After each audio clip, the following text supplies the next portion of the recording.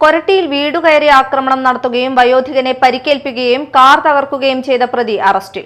എറണാകുളം പാറക്കടവ് കോടിശ്ശേരി വട്ടപ്പറമ്പ് സ്വദേശി മാനംതാനത്ത് വീട്ടിൽ സജീവാണ് അറസ്റ്റിലായത്. കൊരട്ടി കിഴക്കുമുറി പൊങ്ങം സ്വദേശിയുടെ വീട്ടിൽ അതിക്രമിച്ചു കയറി വയോധികനെ ആക്രമിക്കുകയും മുറ്റത്ത് പാർക്ക് ചെയ്തിരുന്ന കാർ തല്ലി തകർക്കുകയും ചെയ്ത കേസിലാണ് എറണാകുളം പാറക്കടവ് കോടിശ്ശേരി വട്ടപ്പറമ്പ് സ്വദേശി മാനംതാനത്ത് വീട്ടിൽ സജീവ് കൊരട്ടി പോലീസിന്റെ പിടിയിലായത്. ജൂൺ 28 വൈകിട്ട് 3:30യോടെയായിരുന്നു സംഭവം.